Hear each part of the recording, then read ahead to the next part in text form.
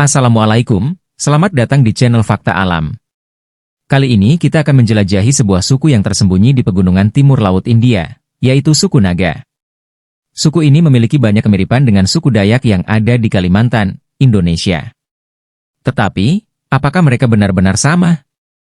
Nah, dalam video ini, kita akan menyusuri kehidupan suku Naga yang masih memegang teguh warisan leluhur mereka, meski berada di tengah persimpangan antara modernitas dan tradisi. Mulai dari ritual animisme yang penuh makna hingga keindahan seni tenun yang memikat hati, ada begitu banyak hal menarik yang jarang diketahui dari suku ini. Penasaran seperti apa kehidupan mereka? Yuk, kita mulai petualangan ini.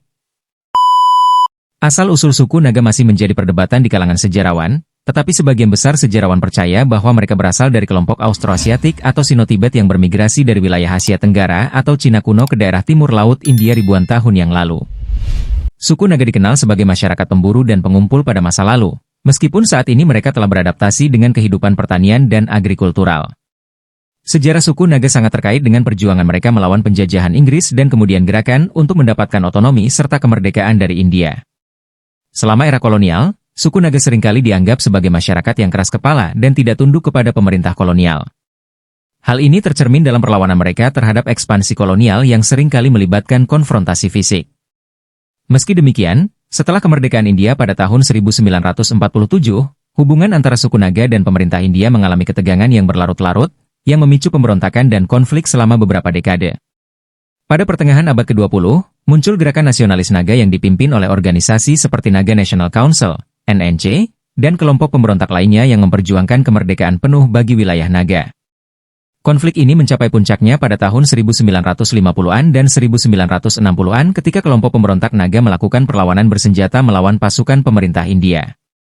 Namun, setelah perundingan panjang, sebagian besar wilayah Naga diakui sebagai negara bagian Nagaland pada tahun 1963, meskipun masalah kedaulatan penuh tetap menjadi isu sensitif bagi banyak orang Naga.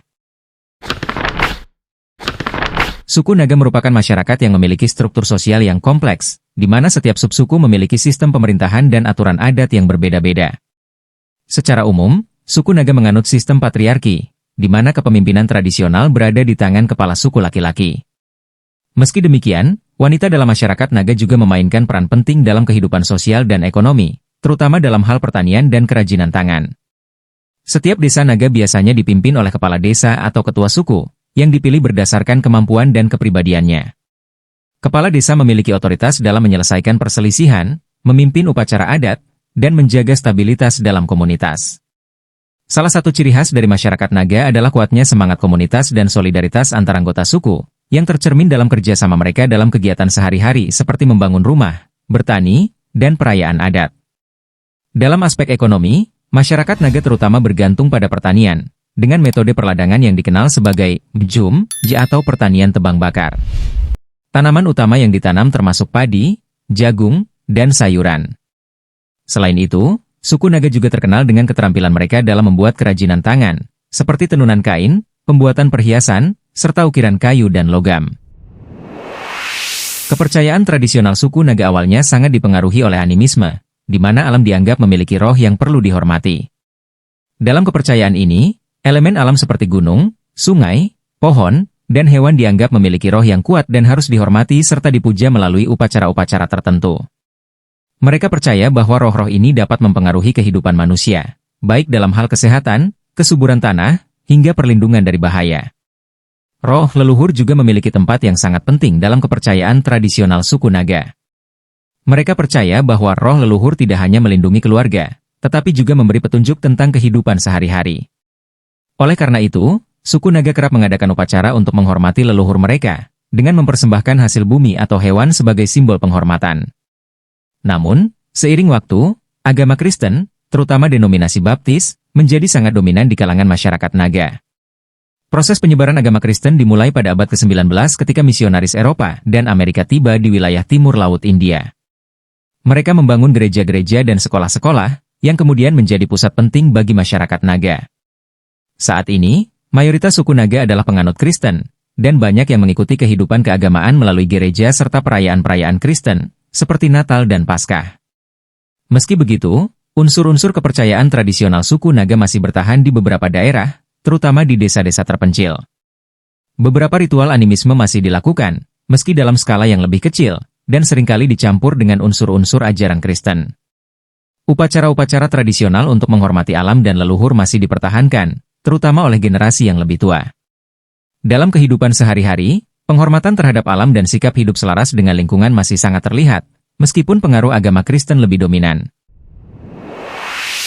Budaya suku Naga dikenal kaya dan beragam, dengan seni dan kerajinan tangan yang menjadi bagian tak terpisahkan dari kehidupan mereka. Seni ukir kayu adalah salah satu keterampilan yang paling menonjol di kalangan masyarakat Naga. Mereka ahli dalam membuat ukiran-ukiran yang menghiasi rumah adat dan bangunan suci. Motif ukiran kayu suku Naga seringkali menggambarkan binatang, roh leluhur, atau simbol-simbol yang memiliki makna spiritual dan sosial. Dalam konteks budaya Naga, rumah-rumah adat dihias dengan ukiran yang melambangkan status sosial atau pencapaian dalam komunitas. Kerajinan tangan lain yang terkenal dari suku Naga adalah tenunan kain.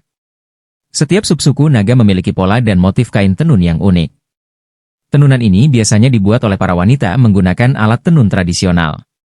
Kain-kain ini tidak hanya digunakan sebagai pakaian sehari-hari, tetapi juga memiliki nilai simbolis dalam upacara-upacara adat, seperti pernikahan atau upacara kematian. Warna-warna cerah dan motif-motif geometris menjadi ciri khas dari kain tenun suku Naga, dan masing-masing motif seringkali melambangkan identitas subsuku atau status seseorang dalam masyarakat. Tarian dan musik juga merupakan elemen penting dalam budaya suku Naga. Tarian tradisional mereka biasanya dilakukan dalam kelompok dan sering menggambarkan cerita tentang kehidupan sehari-hari, seperti perburuan, panen, atau perayaan. Tarian ini biasanya diiringi oleh alat musik tradisional seperti gong, gendang, dan seruling. Salah satu tarian terkenal dari suku Naga adalah tarian perang, di mana para penari mengenakan pakaian perang tradisional dan meniru gerakan-gerakan yang digunakan dalam pertempuran. Festival Hornbill, yang diadakan setiap tahun di Nagaland, menjadi ajang bagi suku Naga untuk menampilkan kekayaan seni dan budaya mereka kepada dunia luar. Festival ini menampilkan tarian tradisional, musik, seni ukir, dan kerajinan tangan yang mencerminkan warisan budaya Naga yang kaya. Selain itu, festival ini juga menjadi platform bagi subsuku Naga untuk berinteraksi satu sama lain dan memperkuat identitas mereka di tengah perubahan zaman. Pakaian tradisional suku Naga merupakan simbol identitas dan status sosial dalam komunitas mereka. Pakaian pria dan wanita Naga berbeda-beda, baik dari segi desain maupun fungsi. Pria Naga biasanya mengenakan kain panjang yang disebut saul atau selimut yang dililitkan di sekitar tubuh. Saul ini memiliki berbagai pola dan warna yang mencerminkan afiliasi subsuku serta status sosial seseorang. Misalnya, orang dengan status tinggi dalam masyarakat, seperti pemimpin suku atau prajurit yang gagah, biasanya mengenakan saul dengan motif yang lebih kompleks dan berwarna mencolok. Wanita Naga mengenakan rok panjang dan kain tenun yang juga memiliki pola yang khas. Warna-warna yang digunakan dalam pakaian wanita umumnya cerah, seperti merah, kuning, atau hijau, dan setiap warna memiliki makna simbolis. Seperti halnya pria, motif pada pakaian wanita juga dapat menunjukkan status sosial mereka. Selain itu, perhiasan tradisional juga memainkan peran penting dalam pakaian suku Naga. Mereka mengenakan kalung yang terbuat dari manik-manik, gigi binatang, cangkang siput, dan bahan-bahan alami lainnya. Bagi pria, topi perang yang dihiasi bulu burung atau tanduk binatang sering dikenakan selama upacara adat atau perayaan penting. Pakaian dan aksesoris ini tidak hanya berfungsi sebagai penutup tubuh, tetapi juga sebagai ekspresi budaya dan simbol status dalam masyarakat. Meski Nagaland telah menjadi negara bagian yang diakui di India, suku Naga terus menghadapi konflik terkait identitas dan otonomi. Sejak masa penjajahan Inggris hingga setelah kemerdekaan India, suku Naga berjuang untuk mendapatkan pengakuan kedaulatan penuh. Gerakan nasionalis yang dimulai pada pertengahan abad ke-20 terus berlangsung, dengan tuntutan kemerdekaan penuh untuk wilayah Naga.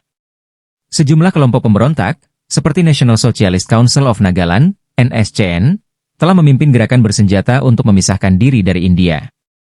Konflik ini telah berlangsung selama beberapa dekade dan menimbulkan ketidakstabilan politik di wilayah tersebut.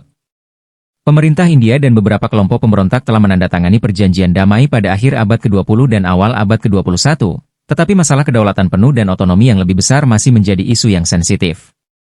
Selain konflik politik, suku Naga juga menghadapi tantangan modern lainnya, seperti urbanisasi, pengaruh globalisasi, dan perubahan iklim. Generasi muda Naga semakin terpapar pada dunia luar melalui pendidikan, media, dan internet. Hal ini menyebabkan pergeseran nilai-nilai tradisional dan perubahan dalam cara hidup mereka.